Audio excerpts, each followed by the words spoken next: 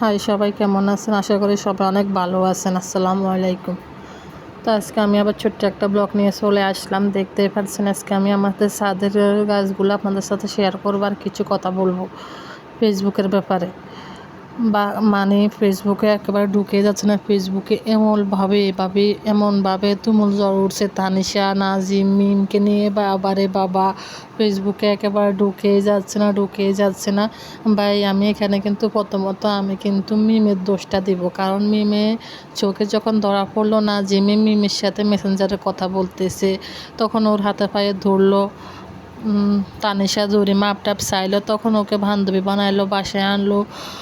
ওর তো দরকার ছিল না একটা অবিবাহিত মেয়েকে নিজের বাসায় আনা, এক খাটে শোয়া বসা খাওয়া।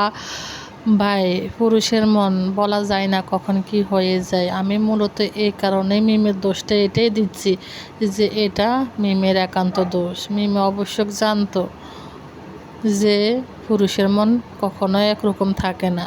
তার উচিত ছিল না যে মিমকে তানিশাকে নিজের বাসায় এনে এভাবে রাখা। আর তানিশা তো কখনো দেখি নেই ওর গায়ে উন্না ছাড়া নাজিমের সামনে যে রং করলো, যে রং করে নাজিমকে ভুলালো। বাবুরে বাবু, একটা ছেলে তো তখন ঠিক থাকে না।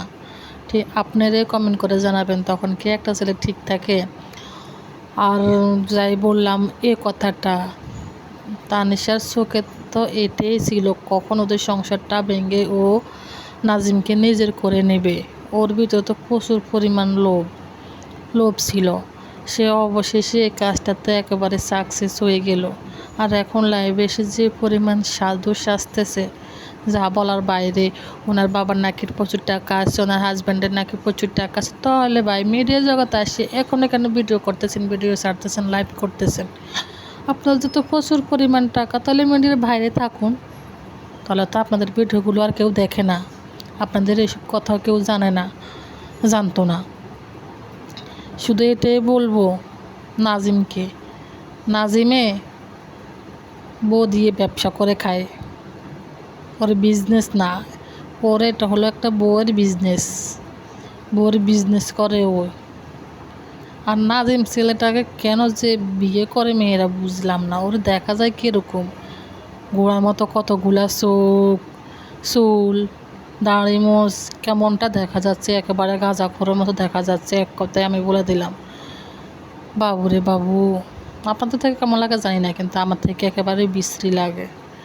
আবার এই যে সাজগর বিন্দি আপা ওকে ব্রাইডাল শ্যুট করাইলো, আবার এনে এখন আবার লাইভে এসে মাপ চাইলো। বাইরে ভাই, এইসব কাহিনির জন্য তো একেবারে ফেসবুকে ঢুকে যাচ্ছে না। তো আমি শুধু একটা কথাই বলবো তানিশার উদ্দেশ্যে, আমি চাই তানিশার ভিডিওগুলো কেউ দেখবেন না, বা ওদেরকে সবাই যদি আনফলো করে দেয়